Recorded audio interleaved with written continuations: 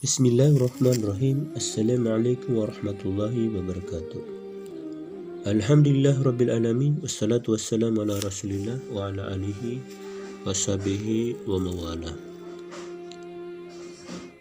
Alhamdulillah, di pada kesempatan ini kita bersyukur kepada Allah Subhanahu wa taala atas nikmat Allah berikan kepada kita semua sehingga alhamdulillah kita bisa belajar karena dengan izin Allah Subhanahu wa taala.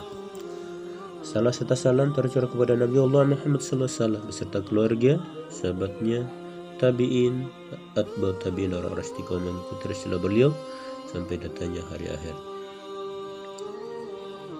Baik, di kesempatan yang berbahagia ini kita akan belajar sejarah kebudayaan Islam. Sejarah khususnya adalah Islam di Indonesia. Datanya Islam di Indonesia.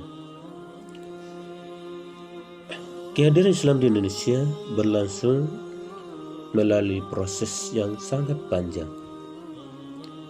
Para ahli dari berbagai pandangan teori telah mengemukakan beragam pandangan tentang masuknya Islam di Nusantara.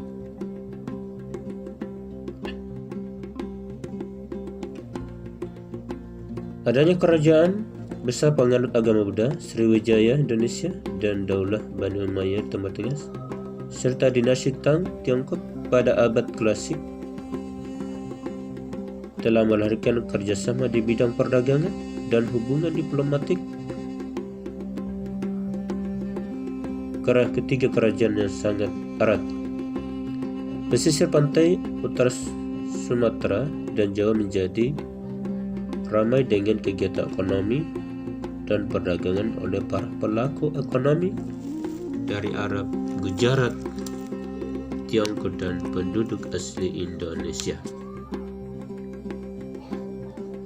Terjadinya hubungan pelayaran dan perdagangan antar negara-negara Timur Asia dan yang ada di sebelah barat Asia dengan negara-negara di Asia Tenggara khususnya Indonesia menandakan adanya jalinan hubungan antar ketiga kerajaan besar saat itu. Di Asia sebelah barat ada Daulah Bani Umayyah, di sebelah timur Tiongkok ada dinasti Tang, dan di Asia Tenggara ada kerajaan Sriwijaya. Bahkan hubungan dagang Arab dengan kerajaan Sriwijaya terbukti dengan adanya para pedagang Arab untuk kerajaan Sriwijaya dengan sebutan Zabai atau Sribusa. Namun demikian, hubungan antara para pedagang dari Arab Persia dan Gujarat yang sudah pasti beragama Islam dengan para pedagang di Indonesia hanya sebatas dalam hubungan dagang semata. Menurut para ahli sejarah, tidak ada yang mengatakan dengan pasti jika penduduk pribumi Indonesia yang disinggahi oleh para pedagang dari Asia Barat tersebut memeluk agama Islam. Para koloni dagang Muslim dari Persia, Arab, dan Gujarat saat itu datang dan pergi hanya untuk kepentingan niaga atau tinggal beberapa waktu untuk menunggu musim yang cocok untuk pelayaran. Namun demikian, pada masa selanjutnya para ahli sejarah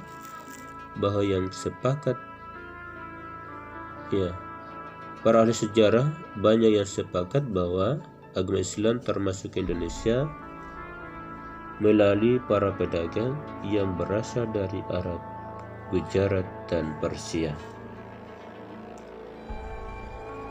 Lalu kemudian pada awal abad ke-15, pelabuhan Malaka, Johor, dan Samudra Pasai jatuh ke tangan Portugis. Lalu kemudian para pedagang Muslim yang tidak suka berdagang dengan Portugis memindahkan jalur perdagangnya menuju pelabuhan Banda Aceh yang berada di bawah kekuasaan Kesultanan Aceh atau sekarang disebut dengan Aceh Darussalam. Pemindahan jalur dan pusat perdagangan ini membawa pengaruh terhadap perkembangan dan penyebaran agama Islam di Aceh. Sultan Aceh saat itu, Sultan Iskandar Sani, banyak mendatangkan ulama-ulama dari Gujarat dan Persia untuk menyebarkan dan mengajarkan Islam kepada penduduknya. Tentang kepastian kapan dan dari mana Islam Indonesia berasal, banyak teori yang dikemukakan oleh para ahli sejarah Indonesia. Di bawah ini akan diuraikan 4 teori, antara lain: 1. Teori Mekah atau teori Arab. Teori ini mengungkapkan bahwa Islam di Indonesia berasal dari Arab atau Mekah. Teori ini dikemukakan oleh salah satu ulama besar yang bernama Haji Abdul Malik Karim Amrullah, yang akrab dengan panggilan Buya Hamka. Beliau mengatakan,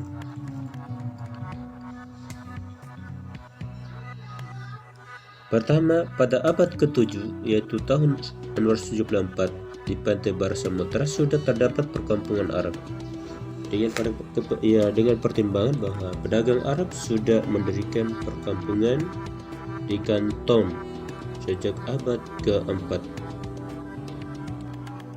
Yang kedua, kerajaan Samudra Pasai menganut aliran mazhab Syafi'i yang pengaruhnya terbesar pada saat itu adalah Mesir dan Mekah.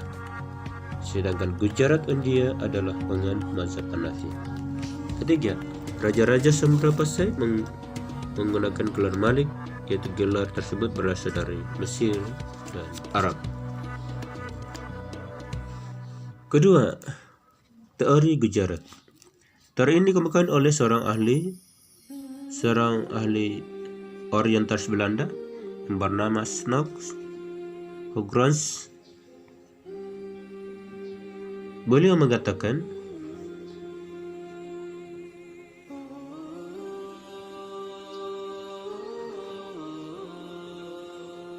dengan alasan-alasan sebagai berikut.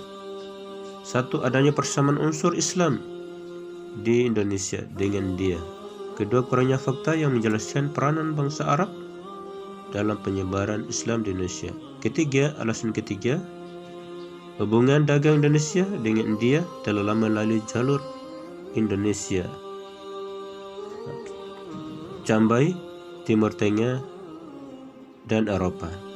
Keempat, adanya batu nisan Sultan Samudra Pasai, yaitu Sultan Malik As-Saleh tahun 1297 yang bercorak khas Gujarat.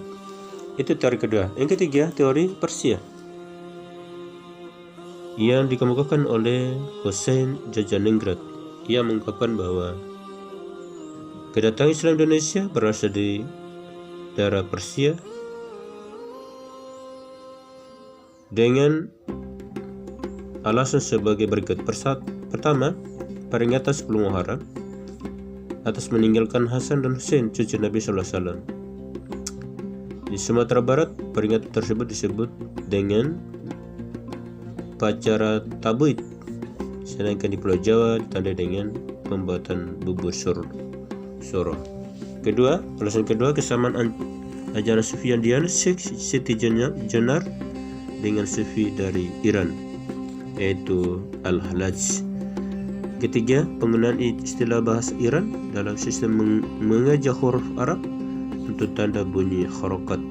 4. Ditemukannya makam Maulana Malik Ibrahim pada tahun 1416 di Gresik. Alasan kelima, adanya perkampungan lereng di Giri, daerah Gresik. Teori yang terakhir adalah teori Tiongkok yang dikemukakan oleh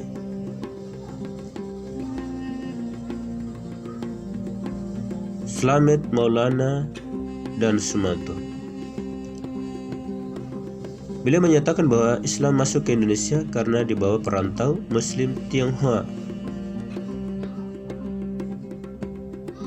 dan dia menunjukkan beberapa bukti yang mendukung teori tersebut.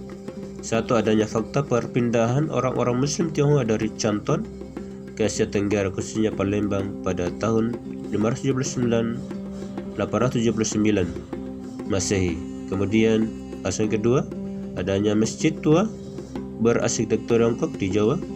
Ketiga, raja pertama Demak yang berasal dari keturunan Tionghoa atau Raden Patah. Yang keempat, gelar Raja Demak yang ditulis menggunakan istilah Tiongkok.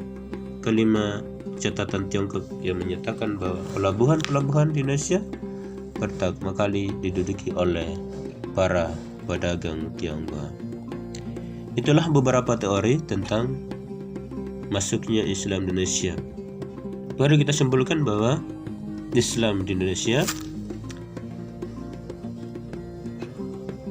datang disebabkan karena adanya hubungan dan adanya para pedagang yang singgah di pesisir pantai.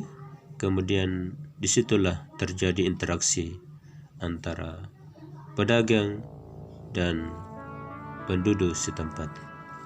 Sekian, wassalamualaikum warahmatullahi wabarakatuh.